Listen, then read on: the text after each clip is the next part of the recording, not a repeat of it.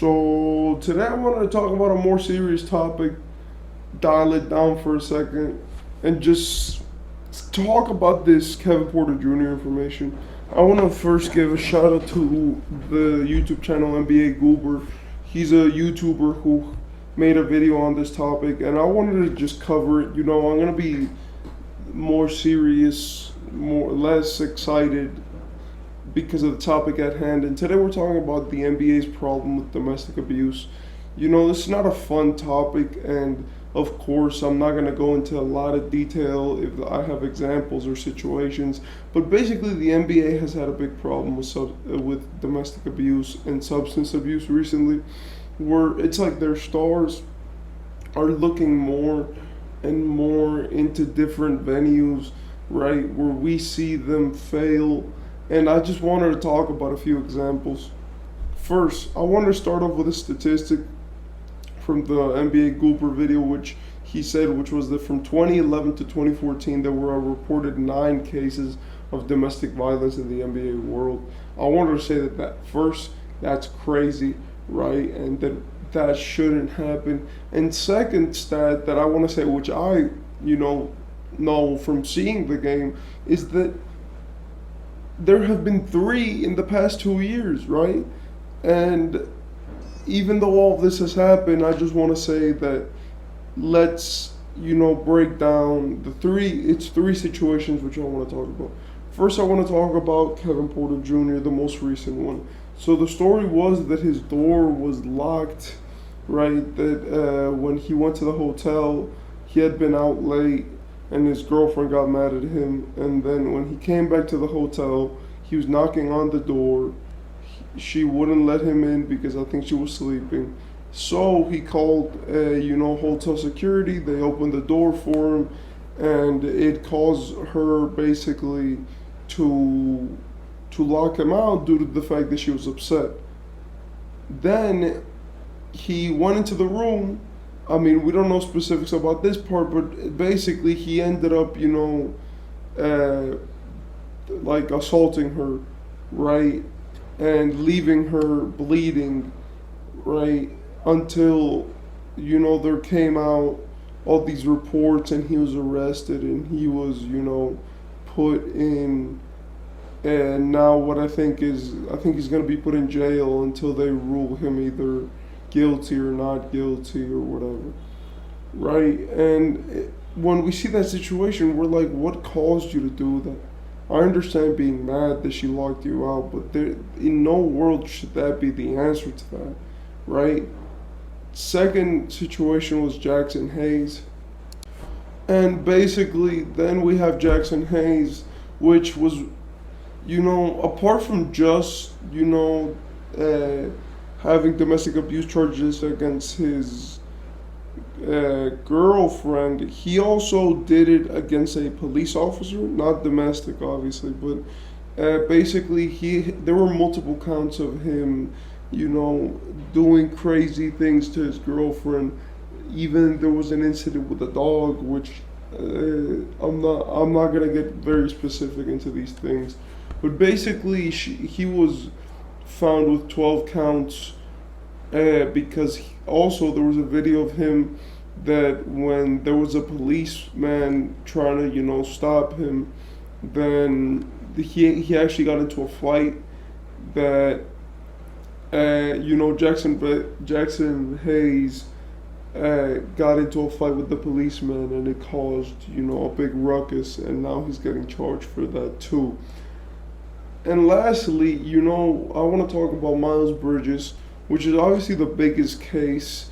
And the reason why it was the biggest case is because it was repeated, right? Like, Miles Bridges repeatedly did that to his girlfriend, apparently. And also, another thing that happened with Miles Bridges is that he did it in front of his child, right? So that was a huge issue for the league. And, Miles Bridges was handled by his team. He was released and he couldn't play, but now people are advocating for him to come back, right? And in my opinion, we need to talk about these situations. Why is this happening? Why are we letting this happen? And what is causing this to happen that is become so frequent? Like, I'm sorry, but just with those two statistics, you know, I believe that there should be something said about how the league is being run when it comes to handling these types of situations. I'm not saying that you have to go and suspend them publicly and, you know, go and let the world know, because these are your superstars, your stars, and you don't want them to look bad in the media, right?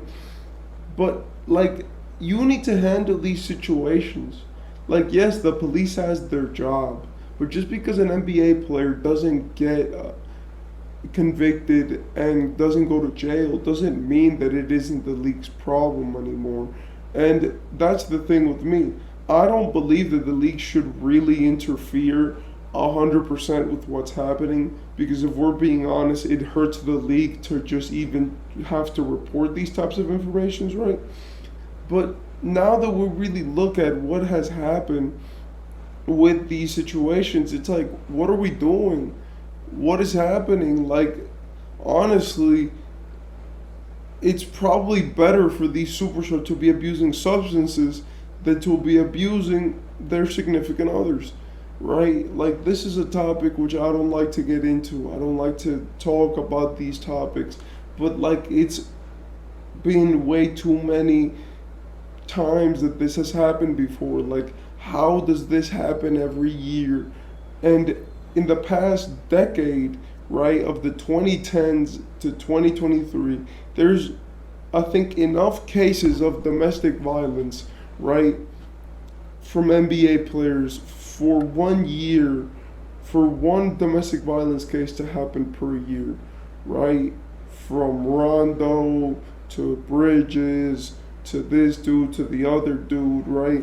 And it just gets to a point where you're like, when is it going to stop, right? The fact that we have at least 13 cases which have come up during the years, and the fact that the league does so well at hiding them is pretty impressive.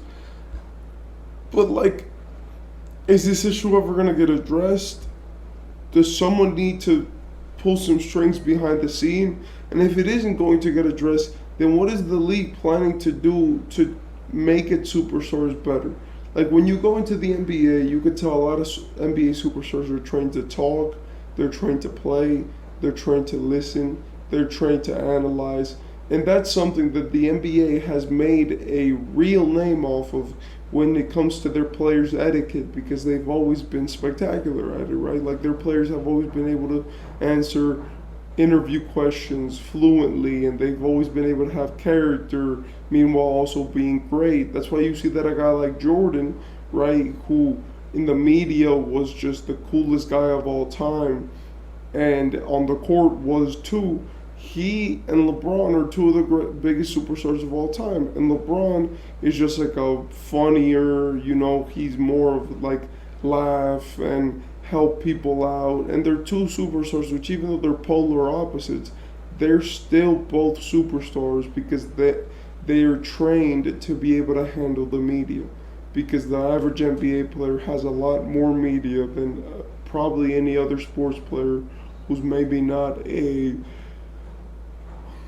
European football player, right? And when we see it finally, right? And when we see these players being trained, being coached, whatever, we have to just say, like, hey, what is there a way to actually solve the situation? I'm sorry, but like, I don't, like, what would be the fix? Finding these players? I mean, is that gonna help a problem at home? What is making these things go down? What is happening in these situations where we get to the point where these things have to happen, and they have to happen so consistently? I have no idea. But in my opinion, these problems with domestic abuse in the NBA are getting way too far. I don't like talking about topics like this because I do believe that this channel was based on being more informational about other topics. But like now with this Kevin Porter situation, it's become really tragic, and in my opinion, there needs to be a change. Tell me what you think, tell me what's your opinion, and tell me what you want to say, and I'll see you next video.